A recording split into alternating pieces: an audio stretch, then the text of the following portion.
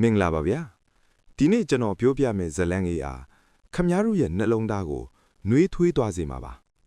ဘဝမှာကျေးဇူးတရားဆိုတာဘလောက်တောင်အင်အားကြီးလဲဆိုတာသိရဖို့အောင်ကျော်ဆိုတဲ့ကောင်လေးရဲ့ဘဝအတဲ့ကိုခဏလောက်ဝင်ကြည့်ရအောင်အပိုင်းနဲ့လွန်ခဲ့သောစမန်နဲ့မိုးရွာနေရဲ့ညနေခင်းအောင်ကျော်ကလမ်းဘေးကသမင်းဆိုင်လေးရှိမှာမိုးခိုရင်ရပ်နေတယ်ဘိုက်ကလည်းတကူကူးနဲ့စာနေပြီသူ့အိတ်ထဲမှာကဘတ်စကားခနှငါပဲကြံတော့လားသူဆိုင်တဲက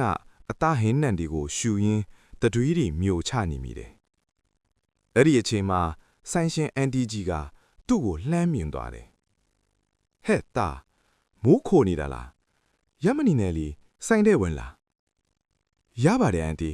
ကျွန်တော်ဒီမှာပဲခဏဆောင်ပါမယ်အဲမလေးမင်းမျက်နှာကြည့်ရတာဗိုက်စားနေတာအတီတာကြီးလာလာဒီမှာထိုင်ငါသမင်းကပွဲပြင်ပေးမယ်ဒါပေမဲ့အန်တီကျွန်တော်မှာပတ်စံကကားခပဲပါတာဗျာအေးဟေးဘသူကပတ်စံတောင်းလို့လဲငါဆိုင်မှာလာစားတဲ့ចောင်းသားလေးတွေကိုငါကအလကားကျွေးနေကြအမ်နာနဲ့စားစမ်းပါဝါအောင်စားဟင်းနေထက်ထေပေးမယ်အောင်ကျော်ဟာအဲ့ဒီနေ့ကငိုရင်းနဲ့သမင်းစားခဲ့ရတယ်သူပြန်ကာနီးမှာအန်တီအီကိုဂတိတစ်ခုပေးခဲ့တယ်အန်တီကျွန်တော်ဒီနေ့ကိုဘယ်တော့မှမမေ့ပါဘူးနောက်တစ်ချိန်ကျွန်တော်လူလားမြောက်တဲ့အခါအန်တီကိုကျေးဇူးဆက်ခွင့်ပေးပါနော်အေးပါကွယ်မင်းကလိန်မာတဲ့ကလေးပဲကျေးဇူးဆက်ချင်ရင်နောင်ကြရင်မင်းတတ်နိုင်တဲ့အချိန်ကြမှာငါလူပဲတခြားအခက်အခဲဖြစ်နေတဲ့သူတွေကိုပြန်ကူညီပေးလိုက်အဲ့ဒါငါ့ကိုကျေးဇူးဆက်တာပဲအပိုင်းလေး15နှစ်အကြာလက်ရှိကာလ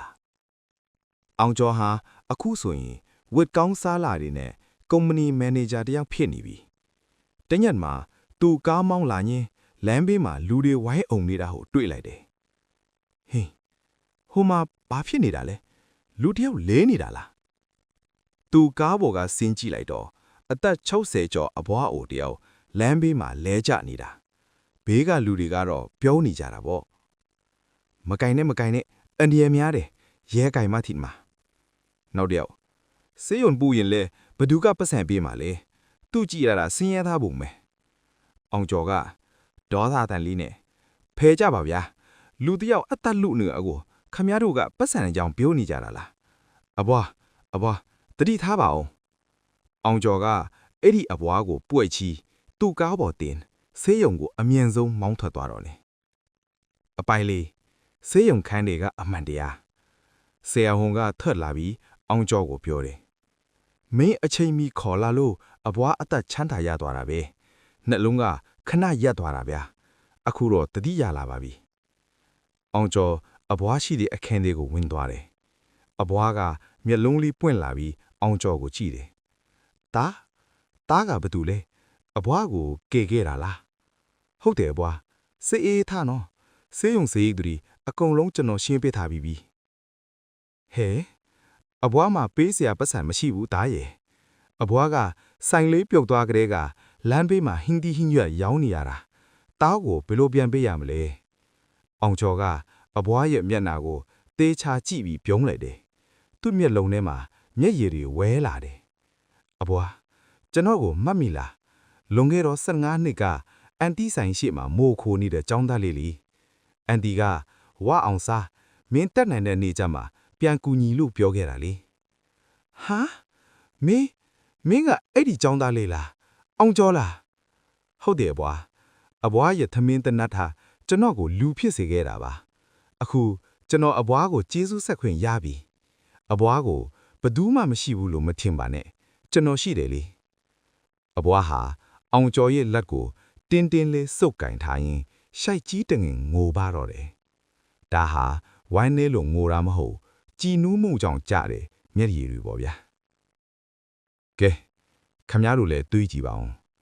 အဲ့ဒီနေ့ကအဘွားသာသမင်းတနတ်မကြွေးခဲ့ရင်